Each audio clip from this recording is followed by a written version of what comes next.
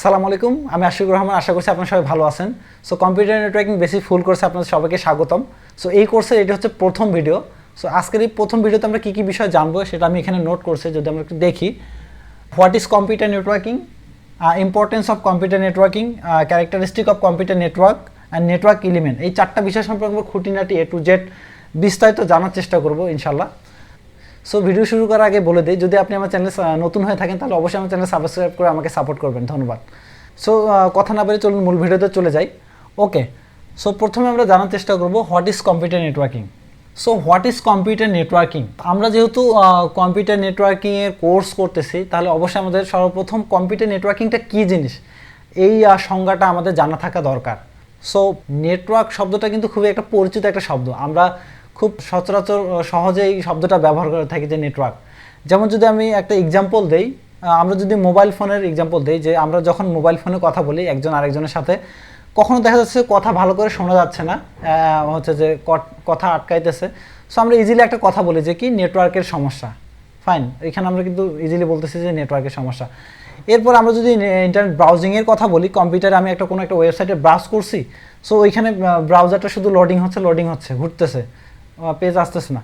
So আমরা কি easily বলছি কি নেটওয়ার্কের সমস্যা। হ্যাঁ, অথবা আরেকটা যদি আমি এক্সাম্পল দিই, মানুষের ক্ষেত্রে কিন্তু আমরা নেটওয়ার্কের কথাটা এক্সাম্পলটা দেই। যেমন হচ্ছে কি কোনো একজন ব্যক্তি, তার হচ্ছে যে অনেক বড় ব্যক্তিত্ব, যেমন হচ্ছে যে এমপি, মন্ত্রী, এই ধরনের বড় রাজনৈতিক ব্যক্তিত্বের সাথে তার পরিচয়, হ্যাঁ, উঠা বসা। সো আমরা কিন্তু এই ক্ষেত্রেও একটা এক্সাম্পল দিই যে ওই লোকের হচ্ছে যে নেটওয়ার্ক অনেক বড়, অনেক বড় বড় মানুষের সাথে তার নেটওয়ার্ক, হ্যাঁ, তার নেটওয়ার্কটা অনেক বেশি। সো এইখানেও কিন্তু আমি এই এক্সাম্পলটা দিই। সো ভিন্ন ভিন্ন ক্ষেত্রে নেটওয়ার্কের সংজ্ঞাটা ভিন্ন ভিন্ন রকম হতে পারে। সো আমরা যেহেতু কম্পিউটার নেটওয়ার্কিং শিখতেছি, সো ইনফরমেশন টেকনোলজিতে নেটওয়ার্কের সংজ্ঞাটা কি সেটা আমরা জানবো। ঠিক আছে, ফাইন। সো এখানে যদি আমরা একটা বইয়ের সংজ্ঞা দেখি, এখানে বলা আছে কি computer network to interconnect two or more computing devices that can exchange data and share resource with each other. So এখানে কি বলা হচ্ছে, আমরা যদি এই সংখ্যাটাকে একটু বাংলায় বলি, যে দুই বা ততোধিক ডিভাইস যদি একসাথে যুক্ত হয়ে একে অপরের সাথে তথ্য আদান প্রদান করে, তখন আমরা কি বলতেছি, একটা কম্পিউটার নেটওয়ার্ক বলতেছি। ধরে নিচ্ছে আমি কি আমার একটা কম্পিউটার আছে, হ্যাঁ, এখানে আমার একটা কম্পিউটার আছে, ফাইন। এই কম্পিউটারটাকে কিন্তু আমি একটা কি নেটওয়ার্ক বলতে পারবো? এই সংজ্ঞা অনুযায়ী পারবো না, কারণ এই সংজ্ঞার মধ্যে একটা কম্পিউটার নেটওয়ার্ক হওয়ার জন্য এই সংজ্ঞাতে কিন্তু 3টা শর্ত দেওয়া আছে। যদি আমরা দেখি যে কি টু আর মোর, হ্যাঁ, 2 বা ততোধিক কম্পিউটিং ডিভাইস থাকতে হবে, তাহলে আমার কি এখানে একটা কম্পিউটার, তাহলে কিন্তু আমার শর্ত ফিল আপ হচ্ছে না। ফাইন, তাহলে 2 বা ততোধিক হতে হবে, একটা হলে কিন্তু হবে না। তাহলে একটা আছে, আমার আর একটা লাগবে।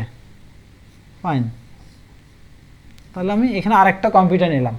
এর পরের শব্দ কি, যে ইন্টার কানেক্টেড, তাহলে একে অপরের সাথে কি হতে হবে, কানেক্টেড হতে হবে। সেটা হতে পারে কানেক্টেড দুইভাবে, একটা হচ্ছে ওয়্যারের মাধ্যমে, হ্যাঁ, অথবা ওয়্যারলেসলি, দুইভাবে কানেক্টেড হতে পারে। ধরে নিলাম কি এটা আমার ওয়্যারের মাধ্যমে কানেক্টেড।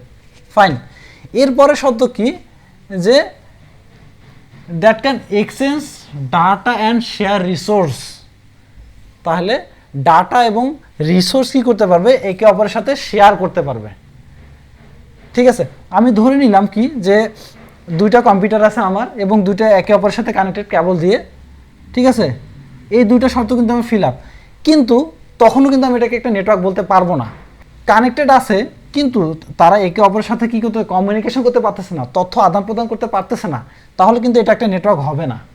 ঠিক আছে, কানেক্টেড হতে হবে এবং একে অপরের সাথে তথ্য আদান প্রদান করতে পারবে, তখনই আমরা এটাকে একটা কম্পিউটার নেটওয়ার্ক বলবো। আশা করি আপনারা বুঝতে পারছেন।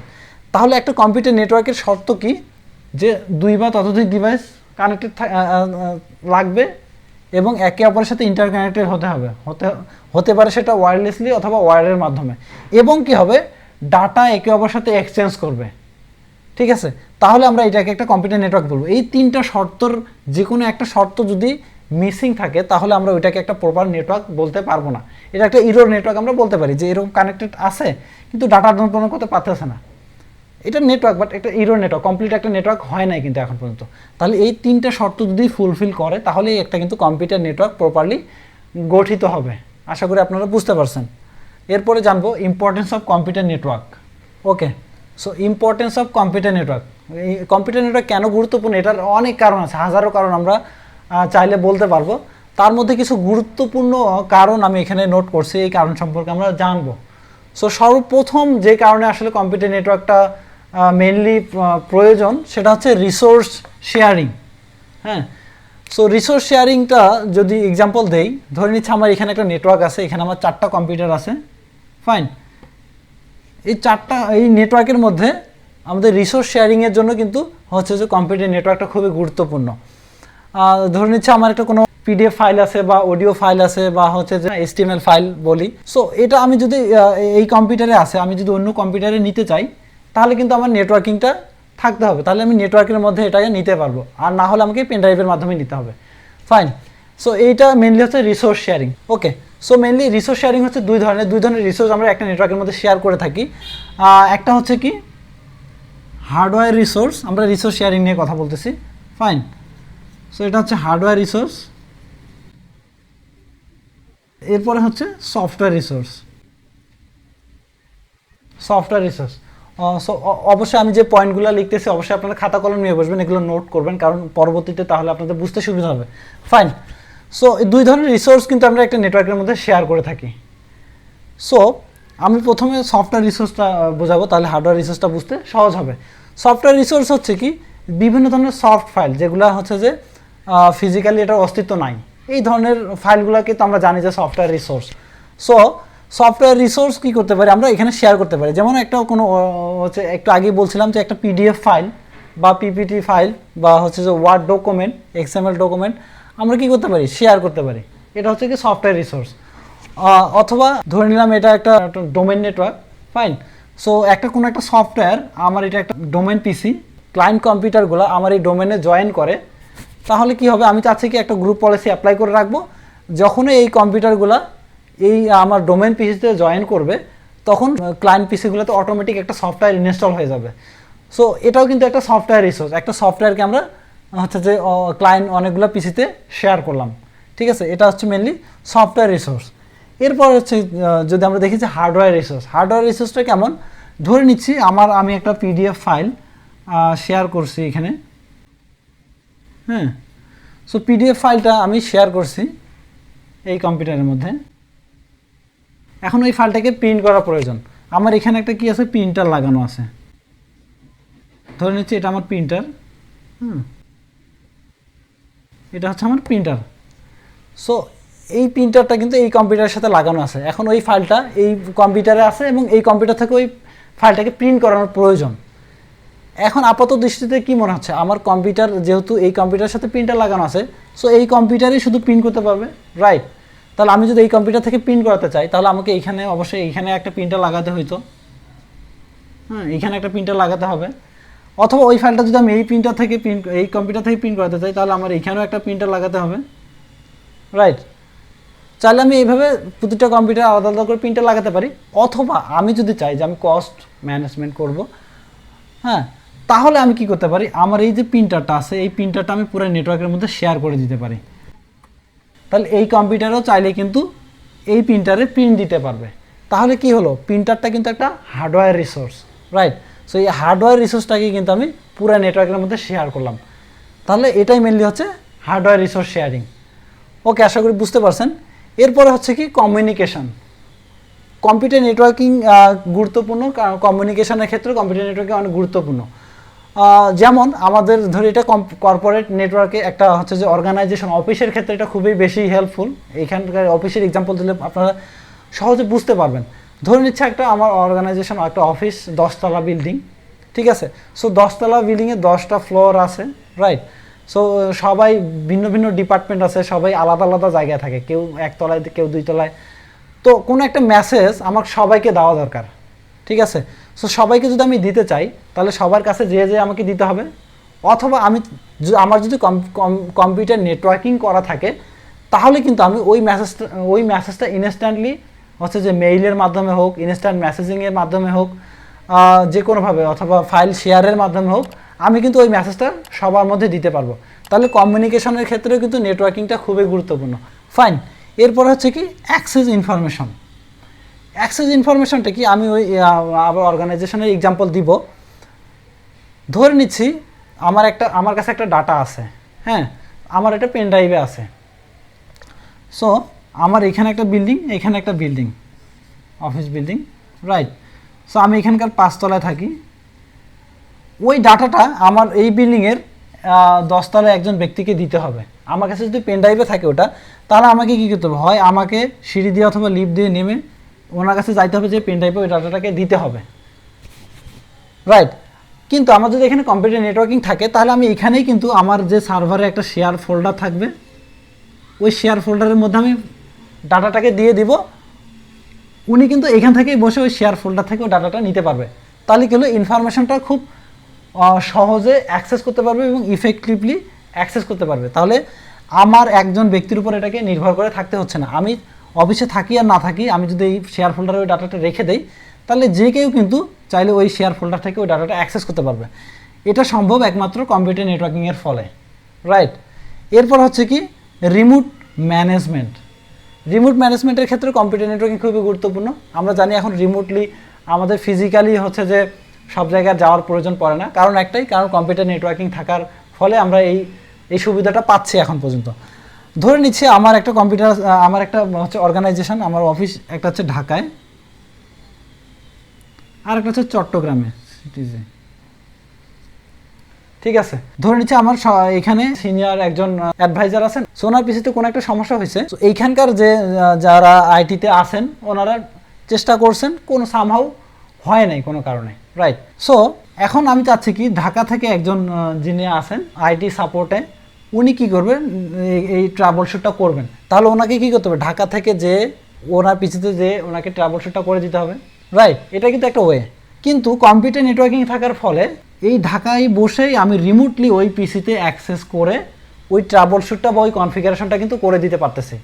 তাহলে কম্পিউটার নেটওয়ার্কিংয়ের ফলে কিন্তু রিমোটলি ম্যানেজমেন্টটা সম্ভব, এবং এই রিমোটলি ম্যানেজমেন্ট থাকার ফলে আমাদের কিন্তু কাজটা ইজি হয়ে গেছে, রাইট। এরপরে হচ্ছে ক্লাউড কম্পিউটিং। সো এখন কিন্তু ক্লাউড কম্পিউটিং খুবই পপুলার একটা শব্দ। আমরা এই ক্লাউড শব্দটার সাথে এখন সবাই পরিচিত মোটামুটি। ক্লাউডটা এখন বেশ পপুলার হচ্ছে। ওকে, সো ক্লাউড কম্পিউটিংটা যদি আমি বলি, তাহলে হচ্ছে আমরা সবাই মাইক্রোসফট এজিউর অথবা AWS এর নাম শুনছি। AWS এটা বেশি শুনছি, AWS, right, Amazon web service. Cloud কম্পিউটিংটা কিন্তু AWS এর এক্সাম্পল দিলে সহজে বুঝতে পারবেন। AWS এর মধ্যে এই অ্যামাজন ওয়েব সার্ভিসের মধ্যে ওনারা একটা সার্ভিস চালু করে রাখছে।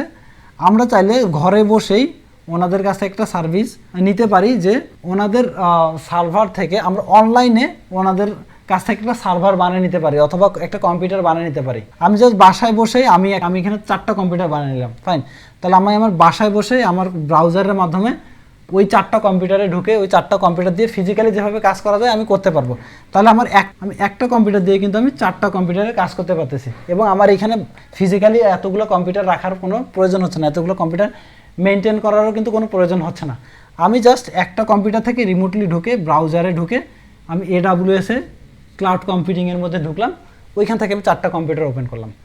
আমি যদি অন্য লোকেশনে চলে যাই, আমি ইন্ডিয়াতে চলে যাই, তারপরেও কিন্তু আমি ওই আমার কম্পিউটারগুলোতে ঢুকতে পারবো। অর্থাৎ আমি যেখানে যাব কম্পিউটারগুলো আমার কাছে থাকতেছে, কারণ এটা হচ্ছে ক্লাউড কম্পিউটিং, রাইট। সো এই ক্লাউড কম্পিউটিংয়ের জন্য কিন্তু কম্পিউটার নেটওয়ার্কিংটা খুবই গুরুত্বপূর্ণ। এরপরে জানবো characteristic of computer network. Okay, characteristic of computer network. Computer নেটওয়ার্কের মধ্যে কিছু বৈশিষ্ট্য আছে। একটা নেটওয়ার্কের এই বৈশিষ্ট্যগুলো অবশ্যই থাকতে হবে। অনেক ধরনের বৈশিষ্ট্য আছে, তার মধ্যে গুরুত্বপূর্ণ কিছু বৈশিষ্ট্য আমি এখানে উল্লেখ করছি। যেমন হচ্ছে কি সিকিউরিটি, এটা খুবই প্রথম এবং প্রধান একটা গুরুত্বপূর্ণ বৈশিষ্ট্য একটা নেটওয়ার্কের। সো একটা নেটওয়ার্কে অনেক ধরনের, একটা অফিসের নেটওয়ার্ক আমার, সো এই অফিসের নেটওয়ার্কে অনেক গুরুত্বপূর্ণ ইনফরমেশন কিন্তু শেয়ার করা থাকে। একটা কোম্পানির খুবই সেন্সিটিভ তথ্য কিন্তু এখানে শেয়ার করা থাকতে পারে, যেটা অন্য কোনো ব্যক্তির কাছে গেলে, অন্য কোনো অর্গানাইজেশনের কাছে গেলে ওই কোম্পানির জন্য, ওই অর্গানাইজেশনের জন্য সেটা ক্ষতিকর হতে পারে, রাইট। সো এই নেটওয়ার্কের মধ্যে যে ডাটাগুলো আছে আমাদের, এই ডাটাগুলো যেন নিরাপদ থাকে, কখনো যেন অন্য কোনো থার্ড পার্টি বা কোনো হ্যাকার যাতে ওই নেটওয়ার্কের মধ্যে ঢুকে ওই ডাটাকে অ্যাক্সেস করতে না পারে, ডাটাটাকে কোনো ক্ষতি না করতে পারে, এই জন্য একটা নেটওয়ার্কের সিকিউরিটিটা খুবই গুরুত্বপূর্ণ। এরপর হচ্ছে রিলায়েবিলিটি হচ্ছে আমি যে এখানে যে ডাটাটা শেয়ার করতেছি এই ডাটাগুলো যেন নির্ভরযোগ্য হয়। যেমন আমি এখানে এই পিসি থেকে যদি আমি একটা ফোল্ডার শেয়ার করি, ওই ফোল্ডারের ভিতরে আমার 3টা ফাইল ছিল, আমি এটা শেয়ার করছি, অন্য কম্পিউটারে যা সে পাইছে কি একটা ফোল্ডারের ভিতরে 2টা ফাইল পাইছে, একটা ফাইল মিসিং হয়ে গেছে। সো এই ধরনের কোনো যেন ইস্যু না থাকে যে আমি যে ডাটাটাই পাঠাবো সেইটাই অন্য কম্পিউটার পাবে। এটা হচ্ছে রিলায়েবিলিটি, মানে ডাটার নির্ভরযোগ্যতা বজায় থাকবে। এরপরে হচ্ছে স্কেলেবিলিটির বিষয়টা এমন যে আমি প্রথমে একটা নেটওয়ার্ক তৈরি করছি, এটা খুবই গুরুত্বপূর্ণ বিষয় একটা নেটওয়ার্কের জন্য। আমার 5টা কম্পিউটার দিয়ে একটা নেটওয়ার্ক তৈরি করা আছে। সো এখন আমার বিশেষ প্রয়োজন, এখন আমার আরেকটা কম্পিউটার বাড়াতে হবে, রাইট? সো আমি এখন কি করব, আরেকটা কম্পিউটার আমাকে এখানে অ্যাড করতে হবে। স্কেলেবিলিটি যদি নেটওয়ার্কের মধ্যে না থাকে তাহলে কিন্তু আমি আরেকটা কম্পিউটার এখানে অ্যাড করতে পারবো না, এটা কিন্তু কানেক্ট হবে না। প্রথমে যে কয়টা কম্পিউটার দিয়ে নেটওয়ার্ক তৈরি করছি সেই কয়টার মধ্যে লিমিটেড থাকবে, এর বাইরে অ্যাডও করা যাবে না, রিমুভও করা যাবে না। সো এটা যাতে করা যায় এটাই হচ্ছে মেনলি স্কেলেবিলিটি। নেটওয়ার্কের প্রয়োজন অনুসারে যে কোনো হার্ডওয়্যার বাড়াবো অথবা কমাবো এটা যেন করা যায়, এটা হচ্ছে একটা নেটওয়ার্কের বৈশিষ্ট্য, এটা হচ্ছে স্কেলেবিলিটি। এবার হচ্ছে ফ্লো অফ ডাটার ফ্লোটা যেন কোনো লিমিটেশন না থাকে। আমি একটা কম্পিউটার থেকে 10 MBPS এর ফাইল শেয়ার করছি, দেখা যাচ্ছে যে এই কম্পিউটারে 5 MBPS এর বেশি ডাটা আসবে না, তাহলে ওই ডাটাটা কিন্তু আমার এখানে আসতেছে না। সো এটার জন্য লিমিটেশন না থাকে, ডাটাটা যেন অবশ্যই স্মুথলি ফ্লো হয় এবং ডাটার সাইজের যাতে কোনো লিমিটেশন না থাকে, ঠিক আছে? 10 MBPS পাঠাবো, 10 MBPS এর জন্য এর কাছে আসে, এটা হচ্ছে ফ্লো অফ ডাটা। এরপর হচ্ছে compatible with hardware and software component. Hardware এবং সফটওয়্যার কম্পোনেন্টের সাথে কম্পিটেবল হতে হবে। যেমন এটার এক্সাম্পল যদি দেই, একটা নেটওয়ার্কের মধ্যে হচ্ছে যে বিভিন্ন ধরনের হার্ডওয়্যার থাকে, রাইট? দেখা যাচ্ছে যে কি বিভিন্ন ব্র্যান্ডের কম্পিউটার থাকে, HP, আসুস, লেনোভো, হ্যাঁ, বিভিন্ন ব্র্যান্ডের, রাইট? আবার বিভিন্ন প্রসেসর থাকে, কোরাই 3 প্রসেসর, কোরাই 5, হ্যাঁ, ডুয়াল কোর, বিভিন্ন ধরনের প্রসেসর থাকে, বিভিন্ন ধরনের র্যাম, কোনো কম্পিউটারে হচ্ছে 4GB র্যাম, কোনো computer 8GB RAM, right? So বিভিন্ন হার্ডওয়্যার একটা নেটওয়ার্কের মধ্যে, সেম কম্পিউটার কিন্তু সব কনফিগারেশনের কম্পিউটার কিন্তু থাকবে না, এটা আপনারা জানেন। সো এই যে ভিন্ন ভিন্ন হার্ডওয়্যার থাকবে, রাইট? সো আমি একটা যদি সফটওয়্যার শেয়ার করি, ওই সফটওয়্যারটা যেন ভিন্ন ভিন্ন হার্ডওয়্যার যে কম্পিউটারগুলো আছে সব কম্পিউটারে রান করানো যায়, তাহলে ভিন্ন ভিন্ন হার্ডওয়্যার হলেও কিন্তু এটার সাথে কম্পিটেবল হবে ওই সফটওয়্যারটা। এটাই হচ্ছে মেনলি হার্ডওয়্যার এবং সফটওয়্যার কম্পিটেবল। এরপরে জানবো network element. So network element সম্পর্কে যদি জানতে চাই, তো আমরা এতক্ষণ পর্যন্ত কি জানছি, একটা নেটওয়ার্ক কিভাবে গঠিত হয়। এখানে কি থাকে, দুইটা কম্পিউটার থাকতে পারে, রাইট? আমি দুইটা কম্পিউটার দিয়ে আপাতত ধরতেছি, এবং সেটা কি হয় একে অপরের সাথে কানেক্টেড থাকে, রাইট? এবং একটা কি থাকে, সেন্ডার, আর একটা হচ্ছে রিসিভার। তাহলে এটা কিন্তু একটা নেটওয়ার্ক। সো এই যে দুইটা পিসে একে অপরের সাথে কানেক্টেড, এই কানেক্টেডটা কিসের থ্রু কানেক্টেড, একটা মিডিয়ার মাধ্যমে, এটা হচ্ছে কি মিডিয়া, ফাইন। সো এই মিডিয়াটা কিন্তু দুই ধরনের হতে পারে, একটা হচ্ছে কি ওয়্যার, আর একটা হচ্ছে ওয়্যারলেস, এটা আপনারা জানেন, রাইট? তাহলে একটা নেটওয়ার্কের মধ্যে একটা সেন্ডার থাকবে, একটা রিসিভার থাকবে, এবং কি থাকবে, একটা মিডিয়া থাকবে, সেটা হতে পারে ওয়্যার অথবা ওয়্যারলেস, রাইট? এরপরে এই যে কমিউনিকেশনটা হবে, এই কমিউনিকেশনটা হওয়ার জন্য মাঝখানে আরেকটা সার্ভিসেস থাকবে, এই সার্ভিসটাকে বলা হচ্ছে প্রোটোকল। তাহলে এই একটা নেটওয়ার্কের মধ্যে এই 4টা উপাদান থাকবে, একটা হচ্ছে কি সেন্ডার, রিসিভার, মিডিয়া এবং প্রোটোকল। এই কয়েকটা উপাদান মিলে কিন্তু একটা নেটওয়ার্ক তৈরি হবে। এই 4টা উপাদানকেই বলা হচ্ছে নেটওয়ার্ক এলিমেন্ট, ঠিক আছে? সো প্রোটোকলটা এবার কী জিনিস আমরা যদি একটু বোঝার চেষ্টা করি, প্রোটোকলটা হচ্ছে একটা নেটওয়ার্কের মধ্যে যখন তথ্য আদান প্রদান হচ্ছে, এই তথ্য আদান প্রদানের জন্য এক এক ধরনের ডাটা আদান প্রদান করার জন্য এক এক ধরনের কিন্তু সার্ভিস আছে, হ্যাঁ? ওই সার্ভিসের কিন্তু আবার আলাদা আলাদা রুলস আছে, এই রুলসগুলোকে একত্রে বলা হচ্ছে কি প্রোটোকল।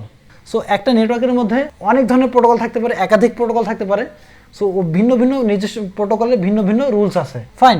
ধরে নেই আমি যদি একটা মেইল পাঠাই, এখানে একটা মেইল গেলে যে সার্ভিস ইউজ করা হয়, ধরে আমি মেইল পাঠাচ্ছি, এরপরে আমি যদি একটা এফটিপি, আমার একটা সার্ভার থাকে এখানে, ওইখান থেকে যদি আমি একটা ফাইল পাঠাই, তাহলে কিন্তু এটার জন্য আবার আলাদা একটা সার্ভিস ব্যবহার হবে।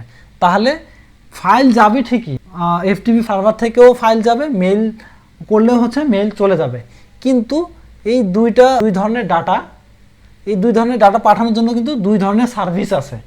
ওই সার্ভিসের আবার কিছু নিজস্ব রুলস আছে, ঠিক আছে? ওই রুলসগুলোকে বলা হচ্ছে প্রোটোকল। আশা করি আপনি বুঝতে পারছেন। তাহলে একটা নেটওয়ার্কের মধ্যে এই কয়েকটা জিনিস মিলাই কিন্তু আমাদের সব কিছু ঘটে। তাহলে সেন্ডার, রিসিভার, মিডিয়া এবং প্রোটোকল, এই চারটাই হচ্ছে একটা নেটওয়ার্কের এলিমেন্ট। আমরা সামনে যত স্টাডি করব, যত আলোচনায় করব নেটওয়ার্ক সম্পর্কে, এই চারটা বিষয় মাথায় রেখেই কিন্তু আমরা ওই স্টাডিগুলো করব, ঠিক আছে? সো আশা করছি আপনি নেটওয়ার্ক এলিমেন্ট সম্পর্কে বুঝতে পারছেন। সো আজকের এই ভিডিওতে এই পর্যন্তই। আমরা নেক্সট ভিডিওতে আর অন্য টপিক নিয়ে আলোচনা করব। সে পর্যন্ত সবাই ভালো থাকবেন। সালাম আলাইকুম।